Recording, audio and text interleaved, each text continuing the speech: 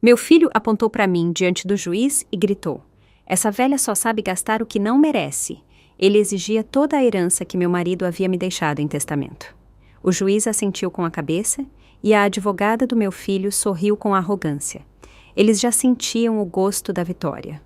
Foi então que eu disse 3 palavras que fizeram o rosto do juiz empalidecer.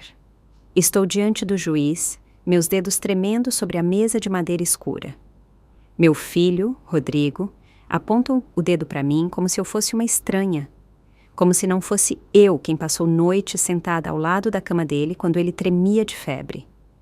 Como se não fosse eu quem abriu mão dos próprios sonhos para que ele pudesse viver de um jeito diferente. Não como eu e o pai dele vivemos. Essa velha só sabe queimar dinheiro que não mereceu, diz ele com uma voz que eu não reconheço. Uma voz cheia de um veneno que eu nunca esperei ouvir do meu próprio filho. O juiz Siqueira apenas balança a cabeça levemente, folheando os papéis à sua frente. E a advogada do Rodrigo, a doutora Patrícia Mendes, uma mulher em um terno cinza rigoroso que me olhou com desprezo desde o segundo em que entrei na sala, sorri presunçosa, como se já tivesse ganhado tudo. Sinto o chão sumir sob meus pés. Tenho 72 anos e nunca pensei que terminaria assim, num tribunal, de frente para o único filho que carreguei e dei à luz. Ouço enquanto ele exige cada centavo da fortuna que meu marido, Antônio, me deixou quando fechou os olhos pela última vez, 6 meses atrás. Mas nem ele, nem o juiz, nem essa mulher de terno cinza sabem do principal. Nem meu próprio filho desconfia que eu vou dizer agora 3 palavras que mudarão tudo. 3 palavras que farão o rosto do juiz ficar branco e deixarão o Rodrigo mudo. Se você já foi traído pelos seus, se alguém que você amou de todo o coração um dia virou as costas para você por causa de dinheiro, precisa ouvir o que aconteceu depois, porque essa história não é só minha. É sobre todas as mães que foram julgadas, desprezadas e esquecidas pelos próprios filhos. 6 meses atrás, minha vida era completamente diferente. Antônio ainda estava vivo, fraco, cansado, mas vivo, agarrando-se a cada dia, embora o câncer estivesse aos poucos sugando suas forças. E apesar de tudo, éramos felizes. 45 anos de casamento nos ensinaram. O amor verdadeiro não é sobre quantos dias bons vocês têm, mas sobre como vocês aguentam os dias ruins, quando restam apenas vocês dois. Antônio era um homem de mãos calejadas e coração muito bondoso. Quando nos casamos, ele não tinha nada, apenas um caminhão velho e o sonho maluco de construir sua própria transportadora. Eu limpava apartamentos alheios, fazia faxina para ajudar a pagar o diesel do caminhão. Passamos meses comendo macarrão barato com salsicha só para guardar algum dinheiro. Mas nós conseguimos, com sacrifícios, com noites em claro, com suor e dor nas costas, nós conseguimos. Construímos algo do nada. A empresa cresceu. Um caminhão virou 2, depois 5, depois 20. Dávamos emprego para 50 famílias. Compramos a casa onde o Rodrigo cresceu, onde comemoramos cada aniversário dele, cada ano novo, cada momento importante das nossas vidas. Rodrigo era nosso orgulho. Demos a ele tudo o que nunca tivemos. Educação de qualidade, boas escolas, roupas novas, viagens, oportunidades. Antônio sempre dizia que trabalhava feito um condenado para que nosso filho nunca vivesse como vivemos no começo. E o Rodrigo era um bom menino, carinhoso, respeitoso, atencioso. Vinha nos visitar toda semana, me abraçava e dizia: "Mãe, você é a melhor." Eu e o Antônio trocávamos aquele olhar que só os pais entendem, um olhar que dizia baixinho: "Nós conseguimos. Criamos um homem bom." Tudo mudou 3 anos atrás. Rodrigo conheceu a Vanessa em uma conferência de negócios. Ela era toda certinha, bem cuidada, de terninho caro, salto alto. Dela emanava um perfume pesado que batia no nariz e parecia dizer, propositalmente: "Eu não sou do círculo de vocês." Desde o dia em que ele a trouxe pela primeira vez à nossa casa, eu já senti que havia algo errado. Não sei explicar. Simplesmente mãe, às vezes, vê o que ninguém nota. Ela percorreu a casa com os olhos, não como visita, mas como uma avaliadora de imóveis, calculando o preço dos móveis, dos quadros nas paredes, o tamanho das janelas, a marca dos eletrodomésticos. Falava comigo com educação, mas nessa educação sentia-se um desprezo oculto. Palavras doces, entonação de quem engoliu um limão. Mas o Rodrigo estava apaixonado. Ou achava que estava. 6 meses depois, já estavam casados no civil. No cartório, Antônio apertou minha mão e sussurrou. Espero muito que a gente esteja errado sobre ela. Eu assenti, embora por dentro eu já soubesse. Nós não estávamos errados. Depois do casamento, Rodrigo começou a vir cada vez menos. Primeiro uma vez a cada 2 semanas, depois uma vez por mês, e depois só nos feriados grandes. Ele sempre tinha desculpas. Trabalho, trânsito, compromissos com a família da Vanessa. Quando finalmente aparecia, Vanessa estava com ele. O olhar dela continuava deslizando pela casa, pelas coisas, avaliando, calculando quanto custava cada item, e eu via que na cabeça dela giravam cálculos o tempo todo. Então o Antônio adoeceu. O diagnóstico soou como uma sentença. Câncer no pâncreas, estágio avançado. Os médicos foram honestos. 6 meses, talvez 1 ano se tiver sorte. Liguei para o Rodrigo chorando tanto que mal conseguia formar as frases. Eu precisava do meu filho. O pai dele precisava do filho. Rodrigo veio, mas a Vanessa ficou sentada no carro. Ela não suporta hospitais. Ele soltou como justificativa, como se estivéssemos falando de uma corrente de ar e não de uma pessoa morrendo. Eu fiquei calada, mas o Antônio olhou para mim com seus olhos cansados. Neles ainda restava aquela clareza com que ele sempre via as pessoas por dentro. Não precisava dizer nada, nós já tínhamos entendido. Nos últimos meses, cuidei do Antônio com tudo o que me restava.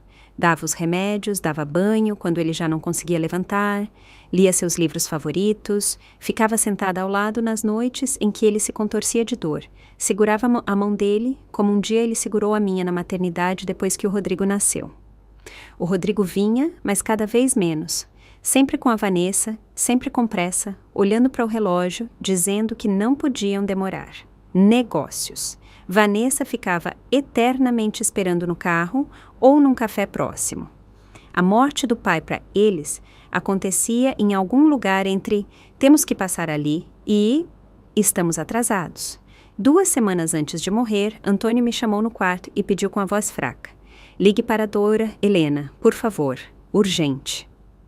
Doutora Helena, nossa advogada de longa data e amiga da família. Uma mulher inteligente, calma, daquelas que só a presença já dá a sensação de que tudo pode ser resolvido. Ela e o Antônio se trancaram no escritório dele por umas 2 horas. Fiquei sentada no corredor, numa cadeira perto da porta, ouvindo sussurros abafados, mas não consegui entender nada. Quando a doutora Helena saiu, os olhos dela estavam úmidos. Ela me abraçou forte e disse baixinho: Dona Margarita, seu marido é um homem muito sábio. Confie nele, mesmo quando ele não estiver mais aqui. Eu não entendi o que ela quis dizer, mas assenti. Honestamente, naquela altura, eu já entendia pouca coisa. O mundo tinha se resumido a remédios na hora certa, febre, exames e a respiração dele à noite. Antônio morreu em casa, na nossa cama, segurando minha mão. Suas últimas palavras foram: perdoe pelo que vai acontecer depois, mas era necessário. Cuide-se. O que viria depois? O que poderia ser pior do que ele morrer? Não tive tempo de perguntar. Ele simplesmente deu o último suspiro e acabou. Fiquei muito tempo sentada, apertando a mão dele contra meu rosto, até ela ficar fria. Metade da cidade veio ao enterro. Todas aquelas 50 famílias que viviam do salário da nossa transportadora, os motoristas de caminhão, despachantes, mecânicos, suas esposas, filhos, todos vieram se despedir do homem que lhes deu trabalho e alguma tranquilidade. Rodrigo, claro, também estava de terno preto, e ao lado a Vanessa, num vestido vinho justo, brilhante demais para um funeral. Ele não chorou nenhuma vez, nenhuma lágrima pelo pai que nos tirou da miséria e construiu tudo o que tínhamos. Uma semana depois do enterro, a doutora Helena veio até mim com uma pasta grossa de papéis.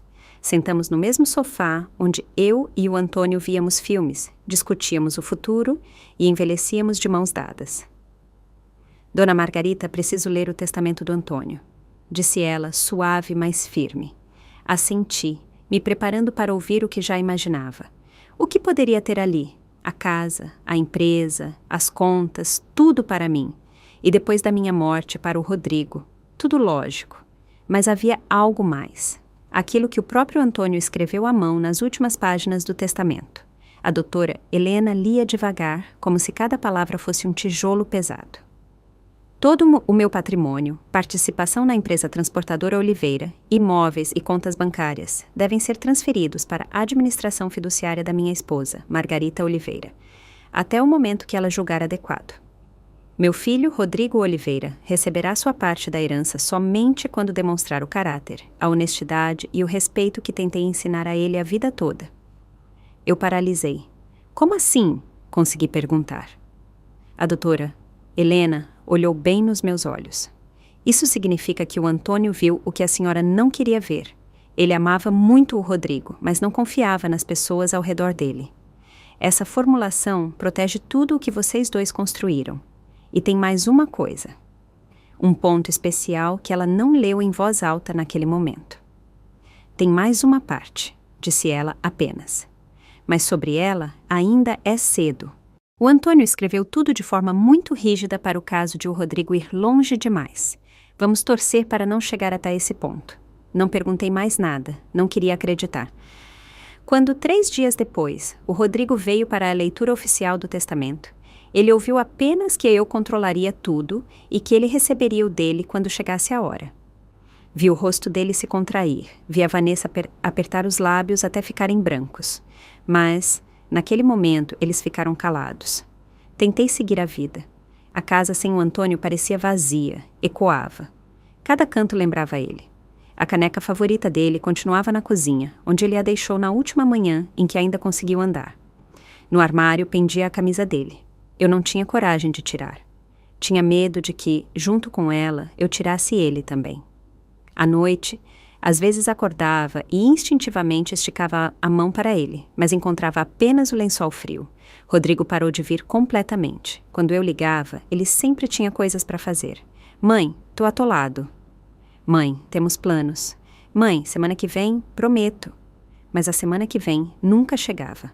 2 meses depois do enterro, o Rodrigo de repente ligou. Mãe, a voz estava plana, estranha. Eu e a Vanessa queremos te convidar para jantar aqui em casa. Precisamos discutir umas coisas. Meu coração deu um salto.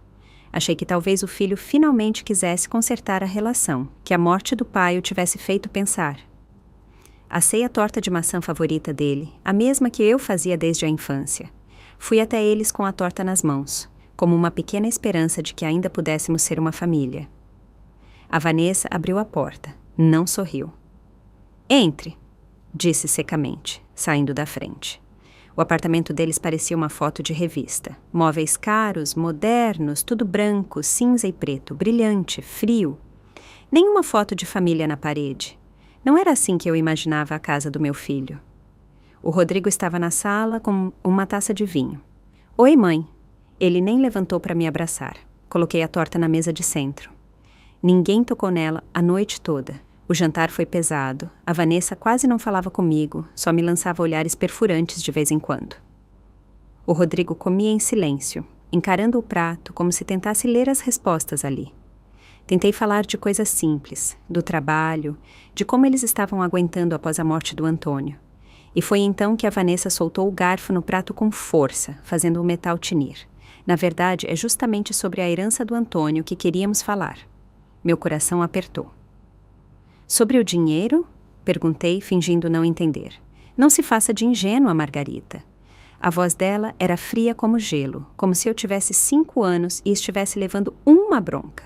Sabemos que o Antônio deixou uma fortuna considerável. A transportadora vale centenas de milhões. Tem imóveis, contas, e a senhora está controlando tudo isso. Vanessa, chega! O Rodrigo interveio, mas de forma fraca, sem vontade real de me defender. Ela o ignorou. O Rodrigo é o único filho, o herdeiro legítimo. É injusto que a senhora, uma mulher da sua idade, que basicamente nunca trabalhou de verdade, que ficou em casa, agora controle todo esse dinheiro. As palavras bateram como tapas na cara. Nunca trabalhei? Minha voz tremeu. Eu limpei chão de gente estranha por 10 anos para o Antônio comprar o primeiro caminhão. Eu criei seu marido. Eu segurei aquela casa enquanto ele construía a empresa. Lavar chão e fazer comida não é trabalho, disse a Vanessa com desprezo. Isso qualquer mulher faz. O Antônio construiu tudo com a inteligência e o esforço dele, não a senhora. E agora a senhora, uma velha que provavelmente nem sabe mexer no computador direito, vai ficar desperdiçando o que ele criou. Olhei para o Rodrigo, esperando que ele dissesse à esposa que ela estava passando dos limites, que não se podia falar assim comigo, que eu era mãe dele, afinal. Mas meu filho olhava para a taça, girando-a devagar nos dedos, e calava-se. Rodrigo, minha voz falhou. Você também pensa assim? Ele finalmente levantou os olhos para mim, e eu vi neles algo que nunca tinha visto antes. Não era ódio, era pior, era indiferença, como se eu fosse apenas um obstáculo nos planos dele. Uma peça incômoda que precisava ser removida. Mãe, seja razoável, disse ele cansado. Você não precisa desse dinheiro todo. Você está sozinha numa casa enorme, não tem grandes despesas. Para que você quer centenas de milhões? Eu tenho planos, projetos, ideias para expandir o negócio. Eu posso multiplicar o que o pai fez. Seu pai deixou instruções muito claras. Senti as lágrimas subirem, mas segurei por teimosia, não queria chorar na frente deles. Ele sabia o que estava fazendo. A Vanessa deu uma risada maldosa. Claro que sabia. Ele sabia muito bem que a senhora conseguiria manipulá-lo quando ele estivesse entupido de remédios e sem raciocinar direito o que assinava.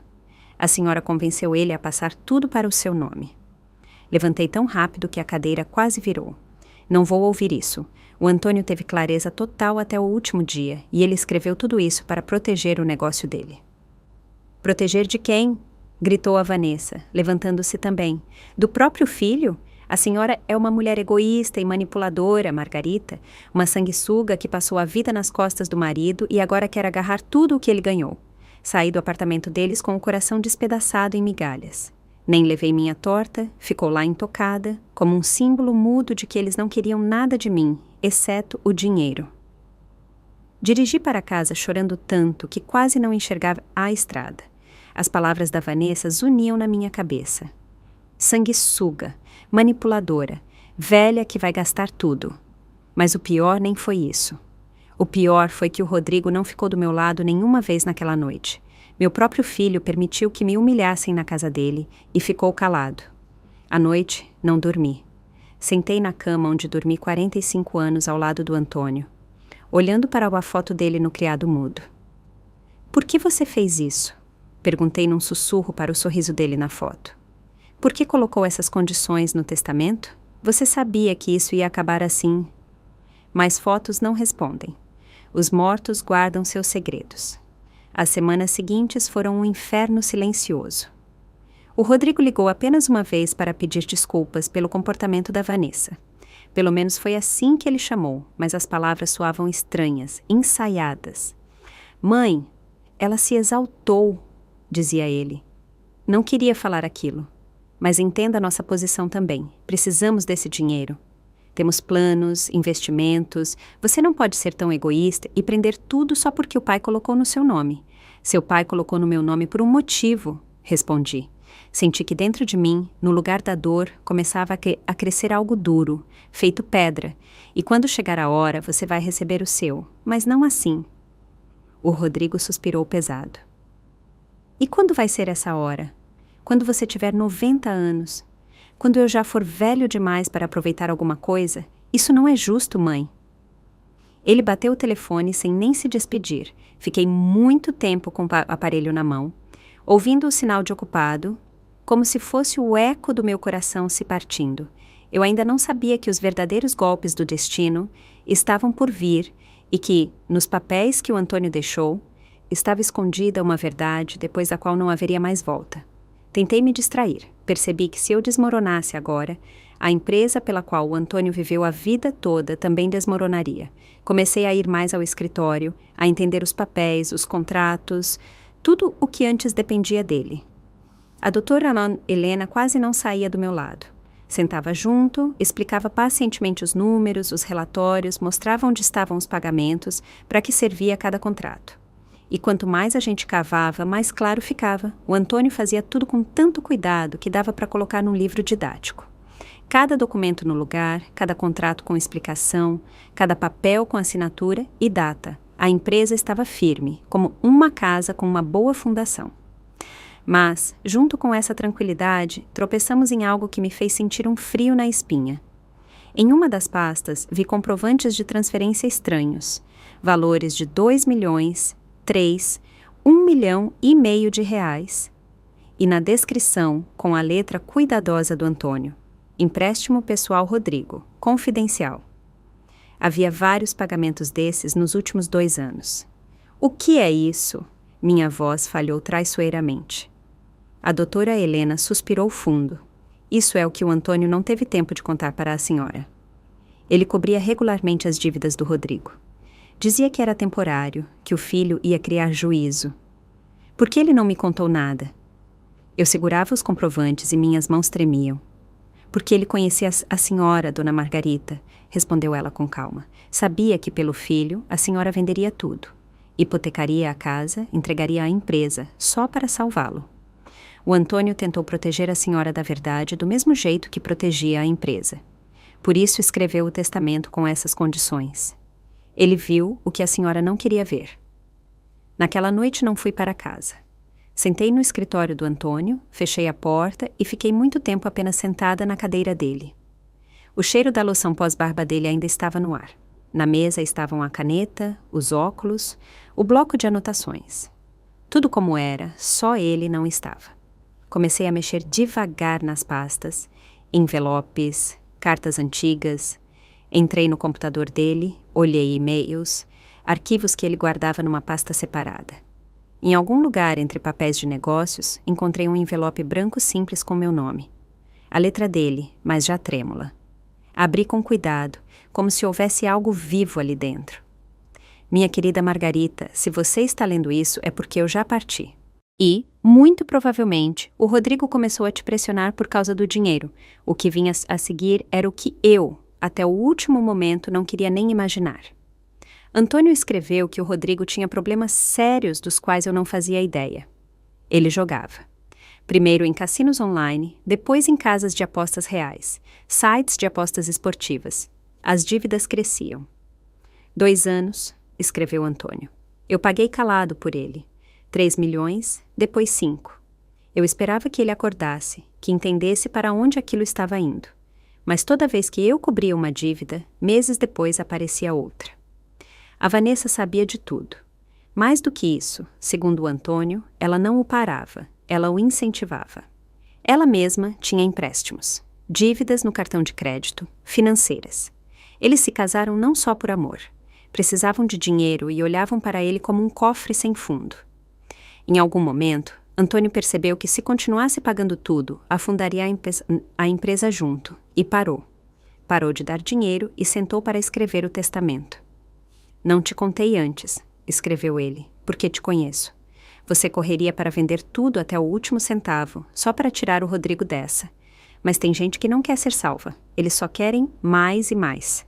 Por isso fiz o testamento para proteger você, a empresa, e dar ao Rodrigo uma última chance. Se ele vier até você com respeito, com gratidão, significa que nosso filho ainda está vivo ali dentro. Se vier com advogados, com exigências, com ameaças, significa que nós o perdemos há muito tempo. Nesse caso, Margarita, não tenha pena. Acione a cláusula especial. A Helena sabe de tudo. Proteja o que construímos. Proteja as pessoas que dependem de nós. E o mais importante, cuide de você. Chorei como não chorei nem no dia do enterro. Apertei a carta contra o peito, como um dia apertei o pequeno Rodrigo. Acontece que o Antônio via tudo com muito mais clareza do que eu. Eu era a mãe que até o fim acreditava que meu menino não era assim. Ele era o homem que já tinha entendido o tamanho do buraco. Agora, eu tinha não só o luto, mas uma pedra invisível no coração. Quem eu deveria ouvir? O marido que previu tudo? Ou o filho que eu amava de qualquer jeito, não importava o que fizesse? Passaram-se 3 meses do enterro. Eu ainda vivia como num sonho. A casa sem o Antônio, a empresa que se mantinha pela minha teimosia e ajuda da doutora Helena, A carta que eu relia noite após noite. E num dia comum, o interfone tocou. Era um oficial de justiça com um envelope amarelo. Assinei, fechei a porta e abri o envelope ali mesmo no corredor. Era uma intimação judicial. Rodrigo tinha me processado. Ele não pedia uma parte, não falava de divisão, não propunha um acordo. Ele exigia tudo, absolutamente tudo. A transportadora, os imóveis, as contas, até a casa onde eu o criei. A linguagem jurídica era fria como gelo. Eu, uma mulher idosa, incapaz de gerir o negócio adequadamente, facilmente manipulável. O testamento teria sido feito sob pressão. Todo o patrimônio deveria ir para ele, como único herdeiro legítimo. Sentei no chão da sala com aquele papel na mão e não sentia meu corpo. Meu filho não queria apenas pegar o dinheiro, ele queria me declarar oficialmente incapaz, me destruir publicamente, me apagar. Liguei imediatamente para a doutora Helena. Ela chegou na mesma noite, sentou na minha frente, olhou para mim em silêncio por um longo tempo, depois para a intimação e disse: eu sabia que chegaria a esse ponto. O Antônio avisou. Foi exatamente por isso que escrevemos o testamento desse jeito. Lembra que eu falei de um ponto especial? Perguntou ela. Assenti. Na época, a senhora não quis saber, mas agora precisa ver. Ela tirou outra pasta da bolsa.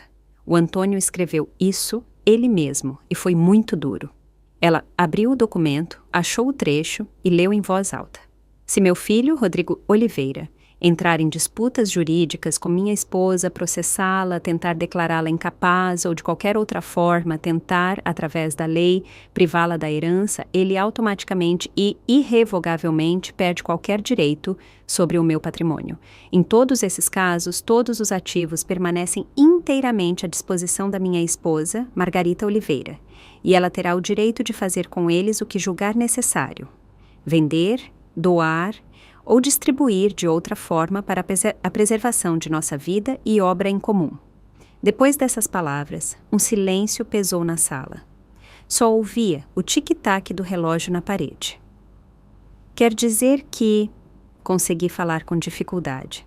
Se eu for ao tribunal, o Rodrigo perde tudo imediatamente? Exatamente, respondeu a doutora Helena com calma. O Antônio entendia que se o filho tivesse coragem de arrastar a mãe para o tribunal, tentar declará-la louca, significava que aquele Rodrigo que vocês criaram já não existia mais. É o teste dele e a proteção dele para a senhora. Fui até a janela, olhei para o nosso velho jardim. As roseiras que o Antônio podava toda a primavera agora cresciam desordenadas. Tudo parecia se desfazer sem as mãos dele. E se eu não for? Perguntei sem me virar. Se eu disser que concordo e simplesmente passar tudo para o Rodrigo? Então a senhora trairá a última vontade dele, disse a doutora Helena com firmeza, e permitirá que o Rodrigo e a Vanessa, em poucos meses, destruam o que a senhora e seu marido levaram décadas para construir. Ela colocou outra pilha de papéis na mesa. Eu verifiquei algumas coisas. Agora sei por que eles precisam tanto do dinheiro. O Rodrigo tem dívidas de jogo na casa dos 15 milhões de reais. A Vanessa tem cartões e empréstimos somando mais uns 10 milhões. Total, mais de 25 milhões de reais. Se a senhora entregar a empresa, eles vão começar a vendê-la aos pedaços para tapar esses buracos. As 50 famílias que vivem do salário da transportadora Oliveira vão ficar sem nada. A senhora está pronta para, pelo filho e a esposa dele, arriscar a vida de todas essas pessoas? Esse pensamento bateu mais forte que qualquer número. Já não era sobre mãe e filho, era sobre dezenas de crianças que comiam com o nosso dinheiro, sobre gente que trabalhou honestamente conosco por anos. Eu não sei, desabei na cadeira. Será que tenho o direito de escolher entre meu filho e eles? A doutora Helena respondeu baixo, mas firme. Há muito tempo não é mais uma escolha entre pessoas. É uma escolha entre o seu sentimento de culpa e o bom senso. E então ela tirou da bolsa uma pasta de papelão simples. Enquanto a senhora pensava, contratei um detetive particular. O que ele descobriu sobre a Vanessa é, para dizer o mínimo, desagradável. Aqui está o relatório. Leia quando tiver forças. Isso vai explicar muita coisa. Depois que ela saiu, fiquei sozinha com aquela pasta na mesa. Fiquei até de noite, apenas olhando para o papelão marrom sem tocar. Uma parte de mim queria pegar e abrir imediatamente, saber toda a verdade, acabar comigo de vez. Outra parte se agarrava a uma esperança fina. Vai que não é tão terrível. Vai que ainda dá para voltar atrás. Vai que estou enganada. Passei o dedo pela capa áspera e fechei os olhos porque sabia, assim que eu abrisse aquela pasta, a vida de antes desapareceria definitivamente. Faltavam 2 semanas para a audiência. Aquela pasta continuava na mesa como uma mina na qual eu tinha medo de pisar. De noite acabei cedendo. Fiz um chá forte, sentei na mesa da cozinha e puxei a pasta para perto. Fiquei mais uns 10 minutos só olhando, como se esperasse que ela sumisse sozinha. Então respirei fundo e abri. O que li ali me deu um calafrio na espinha. Vanessa já tinha sido casada 2 vezes. O primeiro com um empresário mais velho. O segundo com um advogado bem-sucedido. Ambos os casamentos terminaram igual. Primeiro amor, gestos bonitos, presentes, depois acesso conjunto às contas, procurações, empréstimos para investimento. E depois contas zeradas, dívidas nos nomes dos maridos e ela desaparecendo no mundo. O detetive particular organizou tudo. Extratos bancários, comprovantes de empréstimos, depoimentos de conhecidos e em todo lugar o mesmo esquema, sugar até a última gota e partir para o próximo. Depois vinham as fotos. Vanessa num cassino clandestino, em mesas onde giram destinos alheios. Vanessa assinando papéis. Vanessa com um homem que não era o Rodrigo. Eles entrando num hotel caro, com uma intimidade de quem já se conhece há tempos. As datas nas fotos eram recentes. Tudo isso acontecia exatamente nos meses em que o Antônio estava morrendo. Enquanto meu marido morria na nossa casa, ela levava outro homem para hotéis e, paralelamente, empurrava o Rodrigo para processar a própria mãe. Fechei os olhos, apertando as têmporas. Não porque, que mulher horrível, mas porque minha cabeça não conseguia processar. Meu filho, meu Rodrigo, vive com uma pessoa que o rouba e o trai, e ainda por cima o leva pela mão para o tribunal contra mim.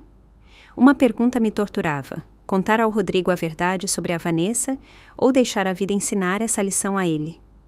Se o Antônio estivesse vivo, saberia na hora o que era certo. Ele sempre soube tomar decisões difíceis, e agora eu tinha que decidir sozinha. Essas 2 semanas até o julgamento foram uma tortura lenta. Toda vez que o telefone tocava, eu pulava e me pegava torcendo. Vai que é o Rodrigo, vai que ele acordou, percebeu que foi longe demais e quer cancelar tudo, mas ele não ligou. 3 vezes eu mesma digitei o número dele e 3 vezes desliguei no último momento. O que eu diria a ele? Não processe sua mãe, não rasgue o testamento do seu pai, não ouça sua mulher. Todas as palavras pareciam patéticas e tardias. Na 4ª vez, deixei chamar. A Vanessa atendeu. O que você quer, Margarita? Voz fria, espinhosa. Preciso falar com meu filho. Tentei não deixar a voz tremer. Seu filho está ocupado se preparando para o tribunal, disse ela calmamente. Para o tribunal onde ele finalmente vai recuperar o que é dele por direito. Vanessa, vamos evitar isso.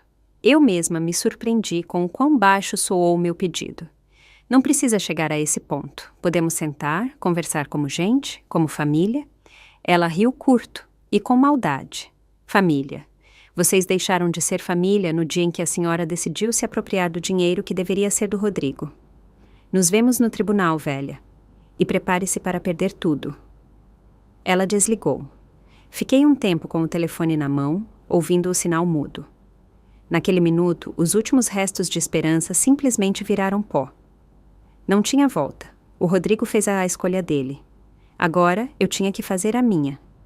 Na véspera da audiência, peguei de novo a carta do Antônio, reli cada linha pela enésima vez.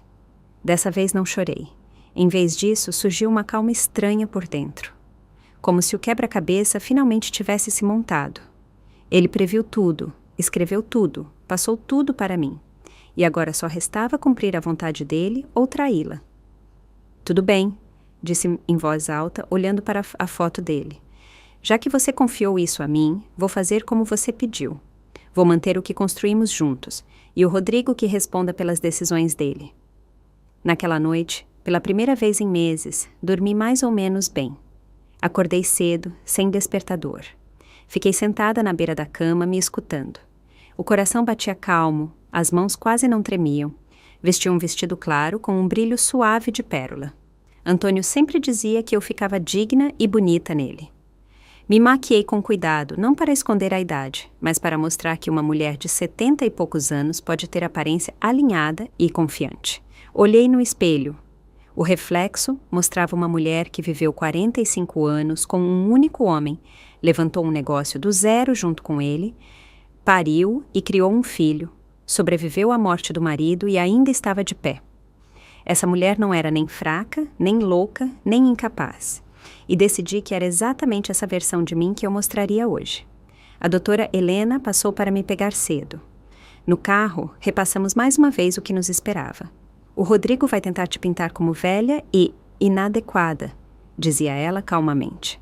Vão trazer testemunhas, vão distorcer números, contar que a senhora não entende nada de negócios. Eles contam que a senhora vai surtar, fazer um escândalo e confirmar a versão deles. E nós? Perguntei. A doutora Helena sorriu levemente.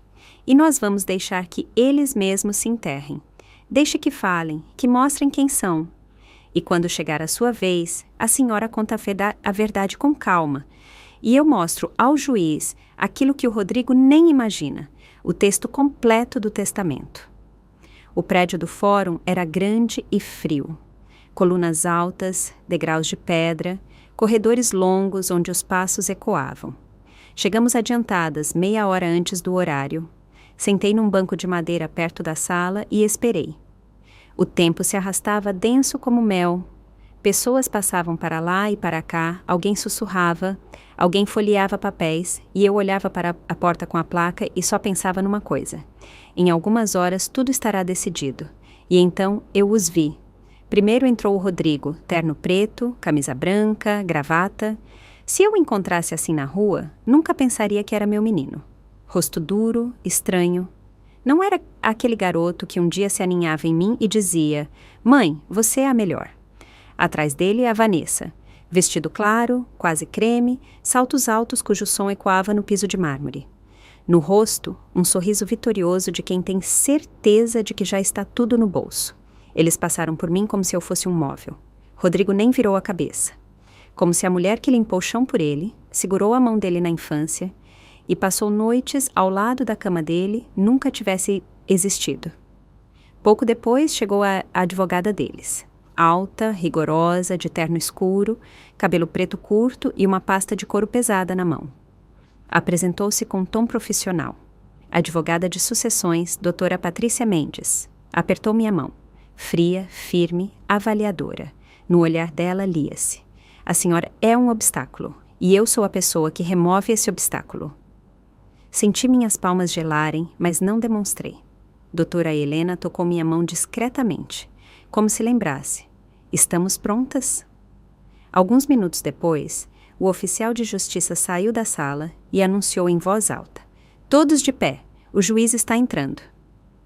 A porta se abriu e entrou na nossa vida o homem de cuja decisão agora dependia tudo. O juiz entrou sem pressa, com aquele ar de quem já viu de tudo na vida. Um homem beirando os 60 anos, cabelos grisalhos bem penteados, óculos de aro fino, rosto cansado, mas olhos atentos, perspicazes, de quem viu muitas vezes parentes brigando por dinheiro como se fossem estranhos. Podem sentar, disse ele, ajeitando-se na mesa e espalhando os papéis. Chamaram o caso. Sobrenomes: meu nome, o nome do Antônio, o do Rodrigo. Meu peito apertou. Quando ouvi a ação de Rodrigo Oliveira contra Margarita Oliveira, a primeira a levantar foi a doutora Patrícia Mendes. Ela foi até o centro da sala com confiança, assentiu para o juiz e começou a falar com aquela voz calma que se usa para explicar o óbvio. Excelência, diante do senhor está um caso de grave injustiça, começou ela. Meu cliente, filho único do falecido empresário Antônio Oliveira, esteve ao lado dos pais desde cedo, ajudou, apoiou, visitou, participou da vida da família. Mas após a morte do pai, descobriu-se que praticamente todo o patrimônio, incluindo a transportadora avaliada em cerca de 300 milhões de reais, está em nome da mãe, uma senhora de 72 anos, sem formação na área e sem experiência em gestão de grandes negócios. Engoli em seco. Ela falava com firmeza, bonito, como se lesse um texto ensaiado no espelho. Excelência, continuou Mendes. Não contestamos os direitos da senhora Margarita como viúva, mas temos o dever de chamar sua atenção para o fato de que desde a morte do senhor Antônio, ela tem tomado decisões que representam ameaça direta tanto para o patrimônio quanto para as 50 famílias de funcionários da empresa. Ela se recusa a considerar propostas vantajosas de venda de ativos, mantém imóveis sem liquidez, não se aconselha com o filho, que por anos esteve envolvido nos negócios do pai. Quase bufei. Anos envolvido. Ele mal via as contas, mas fiquei calada. A doutora Helena tinha avisado. Enquanto eles falam, eu sou de pedra. E o mais preocupante, a advogada fez uma pausa. Temos sérios motivos para crer que a saúde da senhora Margarita, principalmente a mental, já não permite que ela tome decisões sensatas. Apresentaremos ao tribunal testemunhos de pessoas que presenciaram pessoalmente seus esquecimentos. Confusão com datas e surtos agressivos. Ela falava e falava, pintando o quadro. O pobre filho injustiçado e a velha confusa que está prestes a destruir tudo.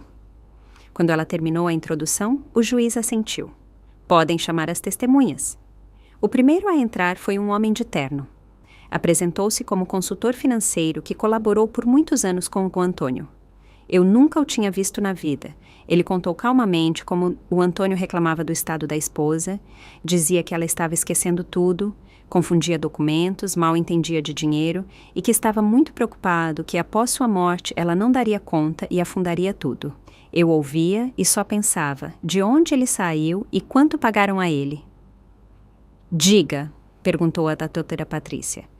O senhor Antônio discutiu com o senhor a possibilidade de passar a gestão da empresa para o filho? Sim, respondeu ele com convicção. Disse várias vezes que o Rodrigo estava mais preparado, que tinha uma mente moderna, enquanto a esposa não entendia quase nada de negócios.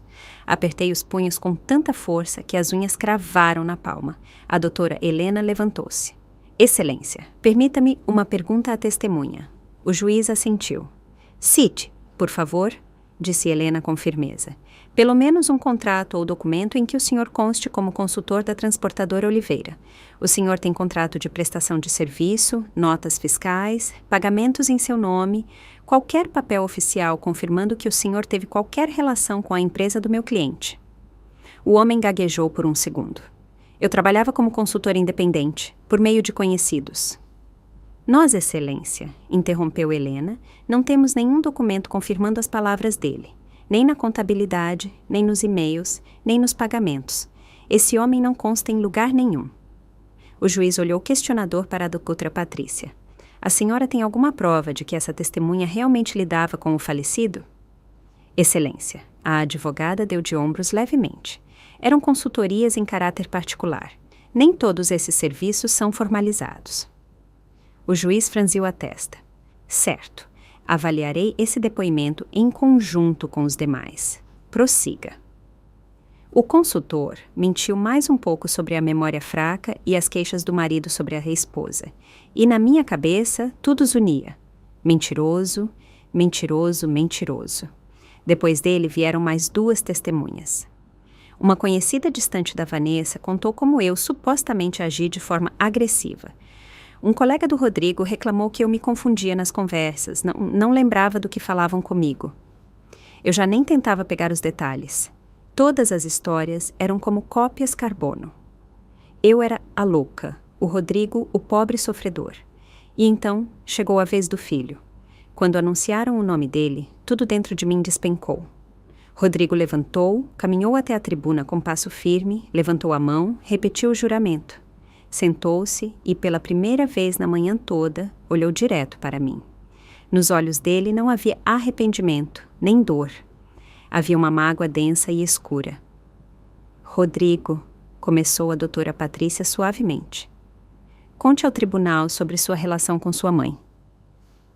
Ele suspirou pesado, como se fosse muito difícil falar a verdade. Minha mãe sempre foi controladora, disse ele. Desde a infância, tudo tinha que ser pelas regras dela. Meu pai estava sempre trabalhando. Ela comandava a casa completamente. Muitas vezes tive que lutar com ela, defender meu direito de escolha. Quase sufoquei. Lutar? Passei a vida me adaptando a ele, só para que ele tivesse uma vida melhor que a nossa juventude. O que mudou quando seu pai adoeceu? Perguntou a advogada. Ela não deixava ninguém chegar perto dele, nem eu, disse o Rodrigo sem piscar. Não me deixava ficar a sós com ele. Controlava o tempo todo quem falava e sobre o que falavam. Agora entendo que ela estava apenas preparando o terreno para passar o testamento para o nome dela. Isso é mentira, escapou da minha boca. Levantei num salto, a cadeira voou para trás com barulho. Minhas têmporas pulsavam tanto que eu quase não ouvia minha própria voz. O juiz bateu o martelo com força. Silêncio no tribunal, senhora Margarita, mais uma dessa, e pedirei que a retirem da sala. A senhora poderá falar quando chegar sua vez. Por enquanto, sente-se. A doutora Helena levantou rapidamente minha cadeira, me puxou de volta pela mão e sussurrou. É só isso que eles querem. Não dê a eles a imagem da velhinha histérica. Sentei, engoli em seco, forçando-me a respirar. Rodrigo continuou, sem nem olhar para mim. Depois da morte do meu pai, minha mãe se isolou completamente, parou de atender ligações, recusava me encontrar, resolver assuntos da empresa. Eu tentei, ofereci ajuda, queria que administrássemos juntos o que meu pai construiu. Mas ela me afastou. Ele apagou facilmente todas as nossas conversas, as exigências de dinheiro, aquela cena horrível com a Vanessa. Na versão dele, parecia que eu mesma o tinha expulsado da minha vida. O que o senhor pode dizer sobre o estado dela agora? Perguntou Patrícia. Rodrigo baixou um pouco os olhos. Fez voz triste. É muito difícil dizer isso, mas minha mãe mudou. Ela esquece coisas importantes, confunde datas, às vezes não lembra que já conversamos sobre algo, reclama dos remédios, mas depois não lembra se tomou. Não quero ofendê-la, mas tenho medo real de que ela possa destruir tudo. Nessas palavras, algo se rompeu dentro de mim. Mentiroso! Meu grito cortou o ar. Como você não tem vergonha, Rodrigo? Como tem coragem de falar isso da sua própria mãe? O juiz bateu o martelo de novo. Último aviso, mais um grito e a senhora será removida. Acalme-se. A doutora Helena apertou minha mão com força. Fique quieta. Ele está cavando a própria cova, não atrapalhe. Mordi o lábio até sair sangue. Rodrigo olhou para mim e vi nos olhos dele uma expressão estranha, uma mistura de satisfação e pena. Como se pensasse, viram? Olhem como ela é desequilibrada. A advogada aproveitou na hora. Excelência, virou-se ela para o juiz. Como o senhor mesmo pôde ver, o estado emocional da senhora Margarita é extremamente instável. Se nem no tribunal ela consegue se controlar, imagine como ela se comporta sob o estresse das decisões empresariais. O juiz não respondeu, apenas fez uma anotação. Depois chamaram a Vanessa. Ela foi para a tribuna como uma atriz para o palco. Sentou, cruzou as mãos, olhou para o juiz com olhos grandes. Conte, como é sua relação com a sogra? Pediu a advogada. Eu queria muito que fosse calorosa, suspirou a Vanessa. Quando eu e o Rodrigo nos conhecemos, tentei me aproximar, convidava para visitar, ligava, oferecia ajuda. Mas desde o primeiro dia ela me tratou com frieza. Sentia que ela não me aceitava, tinha ciúmes do filho. Quase ri do absurdo daquele teatro. Convidava e ligava, eu que tentava entendê-la, não ela a mim. O que mudou depois da morte do sogro? Continuou a advogada. Ficou ainda pior. A voz da Vanessa tremeu na medida certa para parecer sincera. A senhora Margarita começou a ver inimigos em todo o mundo. Nos acusava de querer tirar o dinheiro dela. Uma vez, quando fomos conversar sobre negócios, ela gritou, ameaçou chamar a polícia se não saíssemos da casa dela. Isso aconteceu. Mas ela omitiu convenientemente que eles chegaram com um tabelião e papéis prontos, onde eu deveria assinar uma procuração, dando plenos poderes sobre minhas contas e bens. Isso a assusta? Perguntou a advogada. Muito, respondeu Vanessa rápido. Eu vi como o senhor Antônio construiu tudo, como ele cuidava da empresa. E agora tudo está nas mãos de uma pessoa que não entende como o negócio funciona, não ouve conselhos, vive no passado e por teimosia se agarra a tudo só para não dar ao filho o que é dele por lei. O juiz observava atentamente, anotando algo de vez em quando. Tentei entender pela expressão dele se ele acreditava naquilo tudo, mas ele era de pedra. Quando ela terminou, voltou para o lugar ao lado do Rodrigo. Ele pegou a mão dela. Ela olhou para ele com tristeza. O pequeno espetáculo do filho pobre e da boa esposa sofredora foi encenado do começo ao fim. A doutora Patrícia Mendes veio à frente de novo, juntando tudo num quadro só.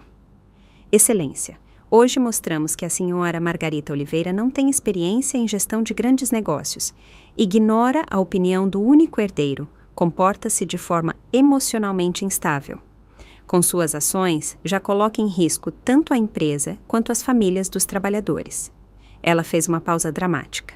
Com base nisso, pedimos ao tribunal que declare a senhora Margarita parcialmente incapaz para gerir o patrimônio, a afaste da administração da herança e transfira todos os ativos para seu filho, Rodrigo Oliveira, como único herdeiro legítimo e pessoa capaz de preservar e multiplicar o que seu pai criou.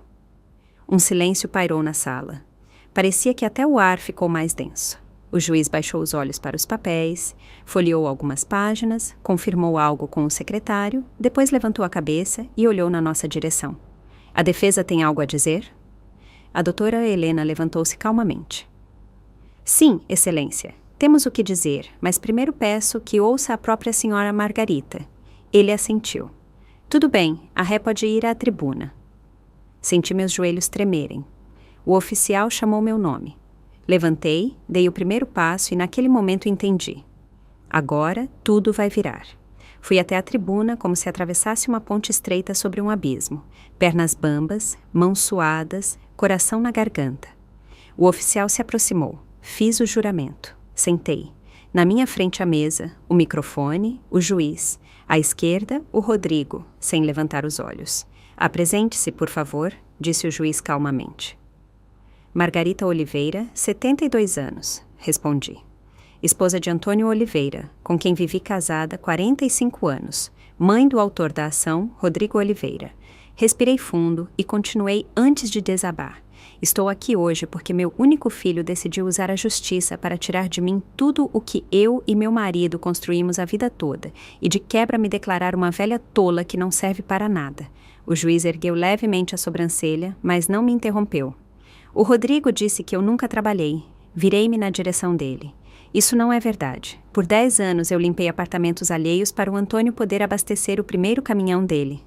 Depois, por 20 anos, fiquei no escritório da empresa, fazia as contas, os registros, ligava para clientes, montava rotas. Não tenho diploma de economista, é verdade, mas levantei essa empresa no meu ombro junto com meu marido, não do sofá. Rodrigo apertou os lábios. Olhos fixos na mesa. Voltei o olhar para o juiz. Dizem que expulsei meu filho da minha vida, mas foi ele quem parou de vir. As ligações dele nos últimos meses eram só sobre uma coisa: dinheiro. Um jantar na casa deles terminou com a esposa dele me chamando de sanguessuga e velha gastadeira. E ele não disse uma palavra para me defender. Depois disso, me desculpe, não fui eu que me isolei. Foi ele que bateu a porta na minha cara. O juiz ouvia atentamente. Sentia que dentro de mim, no lugar do pavor, crescia uma calma sólida. E mais uma coisa, disse eu. Falaram muito aqui que eu tenho problemas de cabeça, que esqueço tudo, me confundo, não lembro dos remédios. Tirei da bolsa uma pasta transparente, coloquei na ponta da mesa. Aqui estão laudos de 3 neurologistas e psiquiatras diferentes, feitos nos últimos 3 meses. Exames completos de memória, atenção, raciocínio. A doutora Helena disse que meu filho tentaria me declarar insana. Eu me examinei antes para não ter conversa. Estendi a pasta ao oficial, ele levou ao juiz, que folheou, detendo-se nos carimbos. Aqui diz que não foram identificados sinais de demência, transtorno psíquico ou declínio cognitivo. Observou ele em voz alta. Testes normais? A senhora decidiu fazer os exames por conta própria? Sim, assenti. Porque conheço meu filho e quem o cerca. Eles iam dizer que eu não raciocino. Bom, os especialistas dizem o contrário. A doutora Patrícia fez uma careta, mas ficou quieta. A doutora Helena levantou-se. Excelência, permita-me complementar. Apresentamos também o relatório financeiro da transportadora Oliveira dos últimos 6 meses, ou seja, o período em que a senhora Margarita gere o negócio sozinha. Ela foi até a mesa do juiz, colocou outra pilha de documentos. Nesse tempo, o lucro da empresa subiu 22%, constatou calmamente. Foram fechados 3 grandes contratos de longo prazo. Não há pagamentos atrasados. A inadimplência é mínima. Não há empréstimos. Os salários dos motoristas e despachantes foram aumentados. Pacote de benefícios ampliado. Para uma pessoa que, segundo o autor, não entende nada de negócios e está destruindo tudo, os números são, no mínimo, incomuns. O juiz olhou os relatórios com mais atenção, ajeitou os óculos. Os números são realmente bons, admitiu. Senhora Margarita, a senhora tomou essas decisões sozinha. Não sozinha, respondi honestamente. Não finjo que sei tudo. Ouço quem trabalha com a gente há muito tempo. Quem ficou ombro a ombro com Antônio, o contador-chefe, o chefe de frota, os despachantes seniores. Minha tarefa não é vender tudo e dividir, é garantir que 50 famílias continuem recebendo salário e que o negócio que levantamos de um caminhão só não desmorone. Na sala, alguém dos nossos funcionários que veio apoiar fungou baixinho. Ouvi e apertei os dedos na tribuna ainda mais forte. A doutora Helena virou-se para o juiz. Excelência, começamos propositalmente pelo lado humano e prático, porque o autor e seus representantes pintaram uma caricatura de uma senhora idosa e histérica que esquece tudo. Os fatos dizem o contrário, e isso é só o começo. O juiz inclinou a cabeça. A senhora tem mais algo que possa influenciar o mérito da questão? Sim, respondeu ela. Trata-se do próprio testamento de Antônio Oliveira. Até o momento, o Rodrigo conhecia apenas a parte resumida, lida logo após o enterro. Mas existe o texto completo do testamento, com condições especiais, escrito de próprio punho por Antônio e registrado em cartório. Ela tirou da pasta aquele envelope grosso que eu já tinha visto no escritório dela. Meu estômago embrulhou. Agora começaria aquilo pelo qual o Antônio planejou tudo. Que condições especiais são essas? Interrompeu a doutora Patrícia bruscamente. Por que silenciaram sobre isso até agora? Porque elas entram em vigor apenas mediante certas ações do herdeiro, respondeu a doutora Helena calmamente. E até hoje não houve necessidade, mas agora o Rodrigo Oliveira acionou esse mecanismo ao processar a própria mãe. O juiz estendeu a mão. Passe o documento. Tirou os óculos, limpou, colocou de novo, estendeu o testamento à sua frente. Na sala ficou tão quieto que dava para ouvir o papel farfalhar. Olhei para o rosto dele. Primeiro a expressão era a habitual de trabalho. Depois surgiu surpresa. Depois algo parecido com uma compreensão pesada e respeito. Apenas soltou ele. Em 30 anos de trabalho vi testamentos diversos, mas algo assim é raro. Levantou os olhos. Rodrigo Oliveira, o senhor sabia da existência desses pontos? Rodrigo franziu a testa. Não, excelência. Leram para mim que tudo ficou com a minha mãe e que eu receberia quando ela achasse adequado. Nenhuma condição extra me foi dita. Entendo, o juiz assentiu. Então acho justo que todos os presentes ouçam essas cláusulas. Olhou para a doutora Helena. Ou a senhora mesma explica. Ela olhou rapidamente para mim. Assenti para ela. Pode ler, é a hora. A doutora Helena abriu a página certa, pigarreou e leu em voz alta. Eu, Antônio Oliveira, estando em sã consciência e perfeita memória, conforme atestado por laudos médicos, deixo o seguinte testamento. Ela leu a introdução e foi ao ponto. Todo o meu patrimônio, participação na empresa, imóveis e dinheiro em contas, transfiro para a administração fiduciária da minha esposa, Margarita Oliveira. O filho, Rodrigo Oliveira, não é excluído dos herdeiros, mas recebe o direito à sua parte mediante o cumprimento das seguintes condições. Nesse momento, o Rodrigo se inclinou para a frente. A Vanessa também ficou tensa, agarrando a borda da mesa. E meu coração batia tão forte que eu quase o ouvia fisicamente. A doutora Helena levantou os olhos do papel, olhou para o juiz e continuou a ler o que mudaria nossa vida para sempre. O filho Rodrigo Oliveira recebe o direito à sua parte da herança somente se cumprir uma das seguintes condições. Primeiro, manter emprego estável por no mínimo 2 anos e viver conforme seus meios, sem acumular dívidas de jogo e empréstimos injustificados. Segundo, demonstrar respeito e gratidão à mãe, Margarita Oliveira, reconhecendo diretamente sua contribuição para a minha vida e para o desenvolvimento do nosso negócio comum.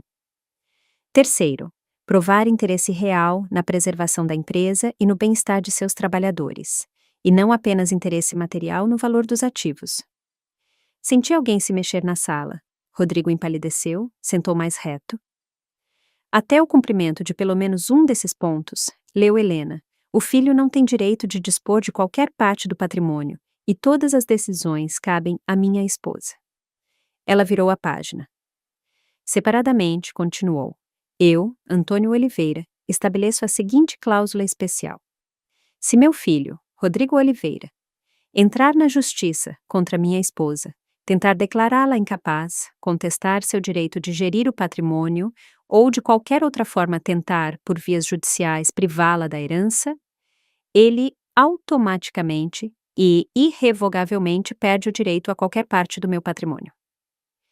Em todos esses casos, todo o patrimônio, sem exceção, permanece com minha esposa, e ela tem o direito de dispor dele como quiser, inclusive vender, doar ou deixar para os funcionários da empresa.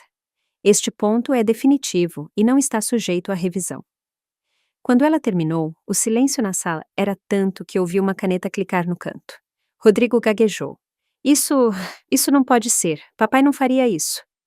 O juiz levantou o testamento. O documento foi redigido com a participação de 3 tabeliães. Disse secamente. Há assinaturas de 2 médicos confirmando a capacidade de Antônio Oliveira no momento da assinatura. O testamento está registrado. Do ponto de vista jurídico, é absolutamente legal. Olhou para o Rodrigo por cima dos óculos. O senhor afirma que não sabia desse ponto? Não leram para mim, Rodrigo gritou. Me enganaram. É uma armadilha. Levantei da cadeira sem entender como minhas pernas obedeceram. Fui até o meio da sala e, pela primeira vez na audiência, olhei bem nos olhos do meu filho.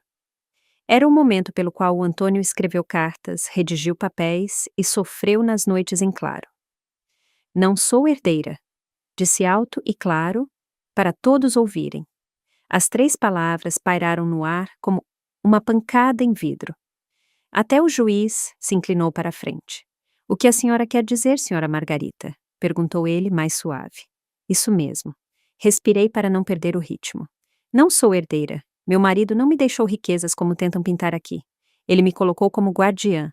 Confiou em mim para segurar tudo isso até o filho mostrar que corresponde aos valores que ensinamos. Não sou dona de 300 milhões. Sou a pessoa que devia entender se na minha frente tem um homem ou uma criança que processa a mãe por dinheiro. Virei para o juiz. O Antônio entendia como o dinheiro muda as pessoas. Ele queria saber o que era mais importante para o Rodrigo. Milhões fáceis ou a família. Se ele conseguiria esperar, mostrar respeito, aceitar a vontade do pai, ou se iria pelo caminho mais fácil, o tribunal, as acusações contra mim. Ele criou um teste de caráter. Olhei de novo para o Rodrigo. Ele estava com os olhos inchados, respirando rápido e pesado. E aqui está a resposta, disse baixo. Mas naquele silêncio me ouviram melhor do que se eu tivesse gritado. Ele escolheu o dinheiro. Acreditou numa mulher que conhece há 3 anos mais do que na mãe que o criou por 45. E, ao me processar, ele mesmo acionou a cláusula que o pai mais temia. É uma cilada. Rodrigo levantou, a cadeira rangeu. Me encurralaram. Era uma chance. Nem levantei a voz.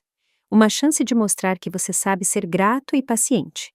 Você podia ter vindo até mim com calma, sem gritos, sem advogados e dito: mãe, vamos resolver juntos como viver daqui para frente. Mas você decidiu entrar com a vergonha pelo tribunal, tentando me declarar louca. Vanessa também levantou. Isso tudo é falso! Gritou. Você e essa sua advogada escreveram isso depois que o Antônio morreu.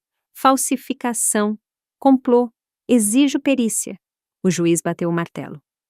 Silêncio, eu disse. A doutora Helena nem piscou. Excelência, temos o original do testamento no cartório e a cópia do registro. Se o autor e sua esposa acharem necessário, pode-se pedir perícia grafotécnica. Mas isso só vai adiar o inevitável. Fez uma pausa e acrescentou. E isso ainda não é tudo. O juiz olhou para ela. A senhora tem materiais adicionais? Sim, excelência, assentiu ela. Para entender por que o Rodrigo tinha tanta pressa com esse processo, é preciso ver a real situação financeira dele. Ela tirou outra pasta, aquela com os extratos que já tinham queimado minha alma. Nos últimos 3 anos, começou ela folheando, o autor acumulou dívidas de jogo em torno de 15 milhões de reais. Anexamos extratos de cassinos, comprovantes de transferência, notas promissórias. A lista de credores inclui várias empresas de factoring e agiotagem com sinais claros de estruturas semicriminosas. Pagamentos irregulares, atrasos, multas. Ela colocou as cópias na mesa do juiz. Além disso, continuou, sua esposa, Vanessa Mendes, possui dívidas em cartões de crédito e empréstimos pessoais somando mais uns 10 milhões. Total superior a 25 milhões de reais. Isso é mentira, soltou Vanessa, mas a voz já não soava tão firme. Queremos fornecer os contatos desses credores, respondeu Helena calmamente. Tenho certeza de que muitos viriam com prazer ao tribunal contar como lhes foi explicado de onde viria o dinheiro em breve.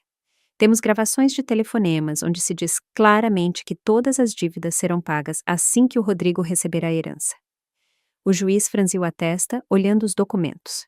Ou seja, a senhora afirma que o motivo da ação não é a preocupação com a mãe, nem o desejo de salvar a empresa, mas a simples necessidade urgente de obter uma grande quantia para cobrir dívidas? Exatamente, assentiu Helena. E não é só dinheiro, excelência. São os métodos. Em vez de admitir honestamente os problemas e pedir ajuda à família, o Rodrigo decidiu ir pelo caminho da pressão, das acusações contra a mãe e da tentativa de interditá-la. Ela deu mais um passo. E, infelizmente, isso também não é o quadro todo. Ela tirou do envelope as fotos, aquelas onde meu coração parou. Passou ao oficial, que levou ao juiz. Depois o pacote foi para as mesas. Aqui, disse Helena, fotos tiradas por um detetive particular nos últimos meses. Nelas, Vanessa Mendes com outro homem, não o marido, entrando em hotéis, restaurantes. Pagamentos com cartões onde constam o nome dela e o do autor. Eu não queria olhar, mas vi uma das fotos. Vanessa rindo, de braços dados, com um homem jovem, entrando num hotel de luxo. A data, exatamente os dias em que ela dizia ao Rodrigo que estava resolvendo assuntos de família. O oficial colocou as fotos na mesa do Rodrigo. Vi como ele olhou de relance, depois cravou os olhos, como o rosto dele se transformou numa máscara. Primeiro incompreensão, depois reconhecimento, depois destruição total. Vanessa, ele levantou o olhar para ela. O que é isso? Ela desviou o olhar, ergueu o queixo. Não faça drama. Você sabia muito bem que eu tinha minha vida. Você me traiu. A voz dele falhou. Enquanto meu pai morria, enquanto você me empurrava para processar minha mãe, você fazia isso por dinheiro. Ela riu com maldade, sem sombra de pena. E você veio aqui por quê? Por amor à justiça. Não seja criança, Rodrigo. Nós dois viemos pelo dinheiro. Só que eu pelo menos não mentia para mim mesma. Ele quis dizer algo mais, mas ela já tinha levantado. Não vou ficar ouvindo esse melodrama. Excelência. Virou-se para o juiz. Estou farta dessas discussões. Posso ir embora? Sentada até o fim da sessão, respondeu o juiz rispidamente. Ou pedirei ao oficial que a contenha. Vanessa deu de ombros com raiva, mas sentou. A doutora Helena virou-se para o juiz. Excelência, mostramos tudo isso não para humilhar o autor e sua esposa, mas para deixar claro, esse processo não é sobre cuidar de uma mãe idosa, é sobre uma tentativa desesperada de sair do buraco financeiro às custas de outra pessoa. Ao preço da reputação, da paz e da saúde de uma mulher que passou a vida carregando casa, marido e filho nas costas. O juiz tirou os óculos, esfregou o nariz, colocou de novo. Parecia muito cansado. Ouvi o suficiente, disse finalmente, tanto do autor quanto da ré e de seus representantes. Intervalo de 30 minutos. Após o intervalo, será proferida a sentença. Levantou e saiu para a sala de deliberação. Sessão em recesso, trovejou o oficial. A sala se agitou. Alguém levantou, espreguiçou, saiu para o corredor, começou a ligar. Olhei para trás e vi a doutora Patrícia juntando papéis apressada, praticamente fugindo da sala.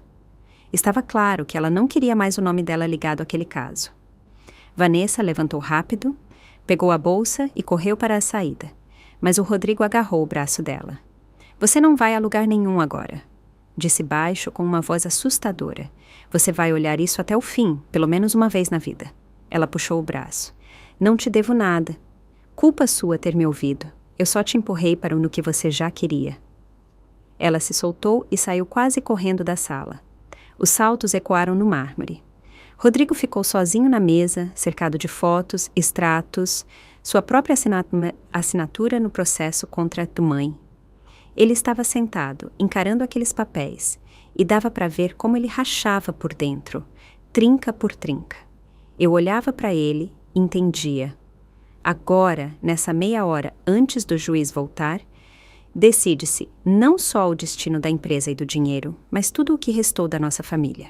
Nos primeiros minutos do intervalo, fiquei sentada, olhando para as minhas mãos. Os dedos tremiam. Depois levantei a cabeça e olhei para o Rodrigo. Ele estava só. Vanessa foi embora. A advogada fugiu. Ao redor dele formou-se um vazio. As pessoas instintivamente sentavam longe. Senti como se alguém me empurrasse nas costas. Levantei e fui devagar até a mesa dele. A doutora Helena fez menção de me parar, mas recuou. Sentei ao lado, no mesmo lugar onde há pouco estava a Vanessa. Rodrigo não se mexeu, olhava para o nada, como alguém que foi atropelado e ainda não entendeu. «Rodrigo!» disse baixo. Ele estremeceu, como se acordasse, e virou a cabeça para mim. O que vi nos olhos dele já não era raiva. Era uma dor tão nua e perdida que meu peito doeu. «Mãe!» A voz falhou. «Mãe, eu nem sei por onde começar.» «Pela verdade», respondi. «Pelo menos uma vez.» Ele engoliu seco, passou a mão no rosto. «Eu sou culpado», soltou ele. Nem vi como entrei nisso tudo. Jogos, dívidas, dinheiro fácil, primeiro parecia diversão, depois um empréstimo, depois eu pago, e aí tudo girou. Eu só pensava onde conseguir mais. Ele calou, balançou a cabeça. A Vanessa dizia que era uma saída, continuou rouco. Que você não ia aguentar a empresa mesmo, que o pai errou, que assim era melhor. Eu repetia isso para mim mesmo, que era pelo negócio, pelo futuro, mas na real, ele fechou os olhos. Na real, eu só queria tapar o buraco rápido. Eu estava com medo, muito medo. Baixou a cabeça. Mãe, tenho vergonha de admitir, mas no momento você deixou de ser minha mãe nessa história. Virou um obstáculo, uma peça no papel que precisava ser contornada ou removida. Eu me ouvia falando e continuava. Eu fiquei calada, ouvindo. As palavras não vinham. Não peço que me justifique, continuou ele quase num sussurro. E não peço dinheiro. Entendo que essa conversa não é sobre dinheiro. Eu só... Suspirou pesado. Só quero dizer que o que eu fiz foi baixo. Baixo com você, com o pai, com todo mundo. E eu vejo isso. Agora vejo muito claro. Olhei para a mão dele na mesa. Aquela mão um dia cabia inteira na minha. Eu a segurei quando ele deu os primeiros passos. Agora era a mão de um homem feito que tentou me destruir juridicamente. Coloquei minha mão sobre a dele. Não como antes, não cobrindo tudo, mas com cuidado, com a ponta dos dedos. Eu ouço. O que você diz? Falei baixo. Mas, Rodrigo, palavras não apagam o que você fez. Você só agora começou a entender onde se meteu. E eu só agora comecei a processar no que você transformou nossa vida. Ele assentiu, sem levantar os olhos. Você me perguntou se eu conseguiria te perdoar. Continuei. Não vou mentir. Não sei. Ainda não sei. Muita dor, muita mentira. Não sei estalar os dedos e esquecer você na tribuna dizendo que sou louca. Ele apertou os olhos. Mas você continua sendo meu filho, acrescentei após uma pausa. É um fato que não muda, por mais que você tente. E é um laço que você não conseguiu destruir até o fim, mesmo tentando muito. Tirei a mão. Se você quer recuperar algo, disse, não é coisa de uma conversa ou de uma sentença. São anos, Rodrigo. Anos de atitudes suas, sem dinheiro, sem desculpas bonitas. Se um dia você viver o suficiente, honestamente, talvez algo se conserte. Se não, paciência. Ele assentiu. Parecia que era exatamente isso que ele esperava. Uma resposta honesta, sem promessas de mãe de que tudo voltaria a ser como antes. Obrigado por ter vindo aqui, disse baixo. Depois de tudo, no seu lugar, eu teria virado as costas. Você ainda me conhece pouco, suspirei. Não sou sua mãe, sou esposa do homem que planejou tudo isso. E já que ele me confiou esse último passo, eu vou dar. O que vai ser entre nós depois é outra conversa. Nesse momento, o oficial anunciou que o juiz estava voltando. Levantei e voltei para o meu lugar. Nos separamos na sala como duas metades de uma foto rasgada. O juiz entrou já sem aquela frieza oficial do início. No rosto dele havia um cansaço pesado. Podem sentar? Ajeitou-se, espalhou o testamento, nossos documentos. Ficou em silêncio uns segundos, depois olhou direto para o Rodrigo. Em anos de trabalho, começou ele, vi muitas famílias se despedaçarem por apartamentos, sítios e carros velhos. Vi filhos, velhos, irmãos, mas o seu caso, Rodrigo Oliveira, é um dos mais emblemáticos. Ele pegou o testamento. Seu pai, Antônio Oliveira, era um homem muito previdente. Ele entendia que o dinheiro pode estragar qualquer um, e em vez de simplesmente riscá-lo da herança, ele lhe deu um teste, uma chance de mostrar que sabe esperar, respeita a vontade dele, valoriza a mãe e o trabalho das pessoas que estavam com ele. O juiz apontou para o testamento. O documento não diz que o senhor não receberia nada. Diz que receberia sua parte quando provasse que sabe viver com responsabilidade. Trabalhar, não se endividar, não usar a mãe como carteira e a empresa como caixa eletrônico. Ele folheou os papéis da doutora Helena. Em vez disso, em 3 anos o senhor acumulou mais de 25 milhões em dívidas. A maior parte em jogo. Seu comportamento financeiro é de risco e irresponsável. Sua ação não se baseia em cuidado real com a empresa ou com a mãe, mas na ânsia de tapar um buraco de dívidas. Levantou os olhos. E o que me parece mais grave, o senhor tentou conseguir isso pintando a própria mãe como doente mental. Trouxe testemunhas duvidosas. Não teve vergonha de, sob juramento, contar coisas que hoje foram desmentidas documentalmente. Rodrigo não se mexia, olhava para o nada. O juiz virou-se para mim. Ao mesmo tempo, pelos laudos médicos, a senhora Margarita é plenamente capaz. Pelos relatórios financeiros, a empresa sob gestão dela não só não quebrou, como cresceu. Empregos mantidos, dívidas, 0. Ele afastou as pastas. De acordo com os artigos da lei, e principalmente com o texto direto do testamento de Antônio Oliveira, o tribunal decide julgar improcedente a ação de Rodrigo Oliveira contra Margarita Oliveira. Devido à propositura da ação e à tentativa de privar judicialmente a cônjuge do testador de seu patrimônio, considerar a cláusula especial do testamento em vigor. O juiz pronunciou cada palavra com clareza, como um tiro. Rodrigo Oliveira perde o direito a qualquer parte da herança de seu pai. Todos os ativos, a empresa, imóveis, recursos financeiros permanecem à total disposição de Margarita Oliveira. Ação julgada sem possibilidade de recurso pelos mesmos fundamentos. O martelo bateu na mesa. O som foi curto, seco, como um ponto final. Ninguém gritou, ninguém correu, ninguém bateu porta. Na sala apenas ficou muito quieto, aquele silêncio que só existe depois de algo definitivo. Saí do tribunal com a doutora Helena. O sol brilhava forte, os carros passavam como sempre.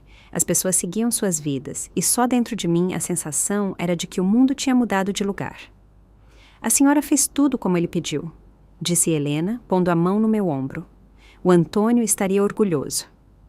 Assenti, mas não sentia vitória nenhuma. Só um vazio pesado onde antes havia uma família. Os dias seguintes foram estranhos. Conhecidos ligavam para apoiar ou fofocar. Uns diziam que fui guerreira, pus o filho no lugar. Outros que foi cruel deixá-lo sem nada. Parei de atender, desliguei o som e andava pela casa que construí com o Antônio. Primeiro me dei o direito de sofrer o luto de verdade. Não só do marido, mas do filho também. Porque aquele Rodrigo que eu lembrava não foi ao tribunal. No lugar dele foi outra pessoa. Só umas semanas depois consegui pensar com clareza. E agora? Liguei para a Dra. Helena e pedi para reunir no escritório todo o pessoal-chave, diretores, chefes de equipe, os mais antigos, representantes dos trabalhadores. Quando todos se reuniram na sala de reuniões onde o Antônio fazia as cobranças, levantei na ponta da mesa e disse: a empresa vale hoje uns 300 milhões. Falei em voz alta o número que antes tinha medo de dizer. Não é só dinheiro, são 45 anos de vida, milhares de viagens, as noites de vocês na estrada, meus anos sem dormir com os Antônio, as pessoas caladas, olhando para mim. O tribunal deixou tudo comigo, continuei, mas não quero que seja meu, quero que seja protegido. Abri a pasta. Vou criar uma fundação que será a dona da empresa. A transportadora será gerida por um conselho, de vocês, de quem entende o trabalho melhor que ninguém. O lucro vai para o desenvolvimento e para salários dignos. Não vai ter vende e reparte, nem entrega tudo para uma pessoa só. Respirei fundo. Desses recursos, quero destinar 120 milhões para caridade. Parte para fundos que ajudam pessoas com vício em jogo.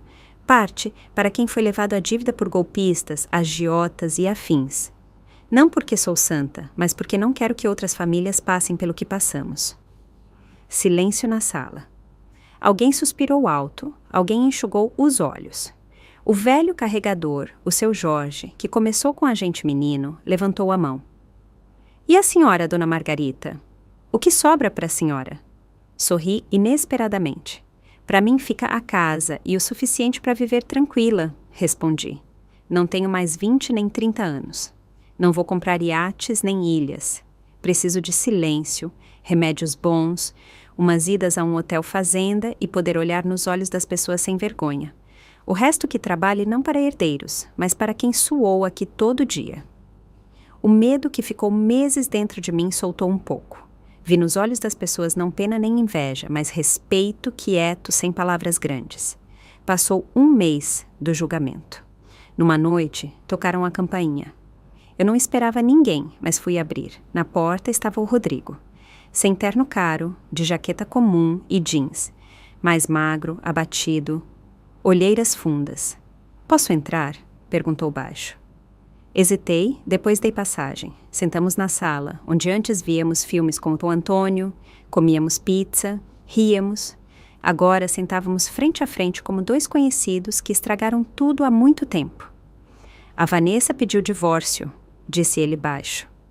Assim que entendeu que não ia ter dinheiro, juntou as coisas e foi para aquele cara das fotos. Nem bilhete deixou. Assenti. Não tive vontade de dizer, eu avisei. Estava tudo muito fresco. Vendi o carro, móveis, tudo que podia, continuou ele. Paguei as dívidas mais urgentes, mas ainda sobram quase 6 milhões que eu não tenho e não vou ter tão cedo. Por que você está me contando isso? Perguntei direto. Ele suspirou. Para você entender que não vim pedir, nem dinheiro, nem a herança de volta. Riu torto. Depois daquele testamento, nem tem como. Vim dizer o que devia ter dito antes do tribunal. Ele me encarou. Mãe, estou com muita vergonha. De cada palavra que falei de você, de cada papel que assinei, de ter acreditado não em você, mas em quem me usou. De ter estado pronto para fazer de você uma velha louca por dinheiro. Rodrigo engoliu o choro.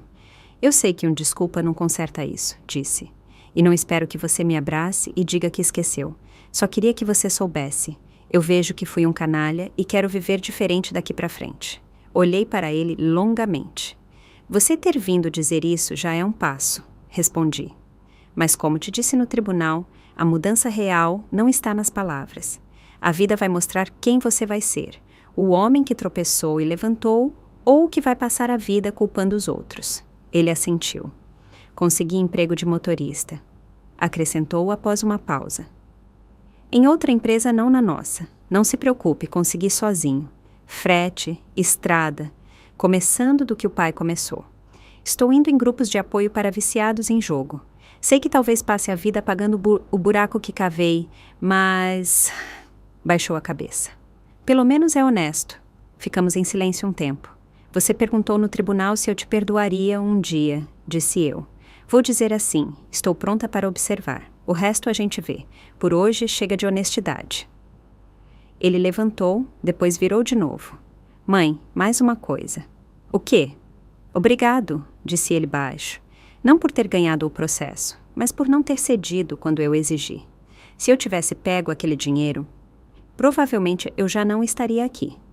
Ou preso, ou morto por algum agiota. Então, por incrível que pareça, ao me tirar a herança, talvez você tenha salvado minha vida. Ele foi embora sem esperar resposta. Fiquei no corredor ouvindo a porta bater, os passos sumirem, pensando que a vida às vezes dá umas voltas que roteirista nenhum imagina. Passaram-se 6 meses. A empresa funcionava, o novo conselho pegava o jeito. Passei o dia a dia para mãos seguras e fiquei mais como uma conselheira moral. Olhava relatórios, ia às vezes, conversava. A fundação começou a operar. Vi nos relatórios histórias reais. Alguém recebeu terapia para vício, alguém quitou um empréstimo abusivo. Alguém não perdeu o apartamento por dívida pequena que virou bola de neve. O nome do Antônio passou a ser lembrado não só como empresário, mas como alguém que depois de morto ajudou quem quase repetiu nossa história. Do Rodrigo, eu sabia por outros. Me contavam que ele realmente trabalhava de motorista, quase não folgava, pagava as dívidas aos poucos, que não o viam mais jogando. Diziam que alugava um apartamento pequeno, vivia simples, mas parecia firme. Não nos encontramos nenhuma vez nesses 6 meses. Aconteceu assim e, honestamente, eu não apressei as coisas. Deixe ele se resolver consigo mesmo primeiro. Uma noite eu revirava álbuns antigos, fotos da juventude. Antônio no primeiro caminhão, nós no cartório, Rodrigo bebê no colo, nossa casa num terreno baldio sem nenhuma árvore. De um álbum caiu um envelope fino. Nele, a letra do Antônio dizia: para Margarita, abrir quando tudo acabar. Fiquei muito tempo olhando para aquelas letras. Depois abri com cuidado. Minha querida Margo, começava a carta. Se você está lendo isso, o pior já passou. Significa que ou o Rodrigo fez a escolha certa ou a pior possível. De qualquer forma, você passou pelo que eu não queria que passasse sozinha. Eu te conheço, escreveu ele. Você é daquelas mães que dão a própria pele para salvar o filho. Exatamente por isso, não podia deixar tudo na sua decisão. Se eu não fizesse isso, você venderia a casa, a empresa, tudo. E daria ao Rodrigo mesmo se ele estivesse indo direto para o abismo. E morreria junto com ele. Mas às vezes o maior ato de amor de pai e mãe não é cobrir o filho. É sair da frente e deixar ele cair. Para ele sentir o fundo do poço e decidir sozinho se levanta ou continua cavando. É assustador, dói, contradiz tudo o que sentimos. Mas às vezes não tem outro jeito. Parei, enxuguei as lágrimas e terminei de ler. Espero que ao ler isso, o Rodrigo tenha pelo menos tentado sair. Se conseguiu, nosso risco valeu a pena. Se não, você fez tudo o que podia. Você salvou o que construímos e não deixou nosso trabalho morrer com a gente. Lembre-se, Margo, a herança principal não são contas nem caminhões. É o caráter. É saber manter a palavra. É a força de dizer não até para os mais íntimos, se eles estão arrastando tudo para o buraco. Eu te amo muito. Tenho certeza que você deu conta do peso que coloquei em você. E quando estiver muito difícil, imagine que estou aí do lado, na minha poltrona, te ouvindo e dizendo: você é forte, você fez tudo certo. Seu para sempre, Antônio. Dobrei a carta, apertei contra o peito e fiquei muito tempo na sala escurecendo. Não chorei alto, não solucei, só as lágrimas escorriam quietas. Já não eram lágrimas de desespero, eram outras, claras e amargas ao mesmo tempo. Agora, com tudo mais calmo, moro sozinha. Sim, sozinha. Mas não aquela solidão de velha na janela contando carros. Tenho um propósito que eu e meu marido não deixamos morrer. Tenho pessoas que me cumprimentam não por interesse, mas por respeito. Tenho um filho que está lá na estrada, no volante de um caminhão, tentando se refazer como homem. E esse é o caminho dele. Não sei se teremos natais em família ou almoços de domingo. Não prometo que vou perdoar ou não. A vida ajeita. Mas uma coisa eu sei. Naquele dia no tribunal, não defendi só papéis e números. Defendi a mim mesma, meu trabalho, a memória do meu marido e coloquei um limite onde muitos têm medo de colocar, entre o amor de mãe e a destruição. Se algum dia traírem você por dinheiro, se parentes de repente virem em você só um cofre, saiba, dignidade não se herda, não se divide. Ou você tem ou perde.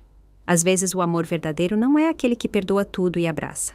Às vezes o amor verdadeiro é um não firme dito ao próprio filho quando ele estende a mão não pedindo ajuda, mas pedindo a sua vida. Vai doer de qualquer jeito, mas só num cenário sobra algo além de bolsos vazios e coração quebrado. E se é para escolher, escolhi ficar sozinha, mas de cabeça erguida e com a memória do meu marido, para quem não tenho vergonha de olhar nos olhos, nem para ele, nem para mim. O resto a vida resolve.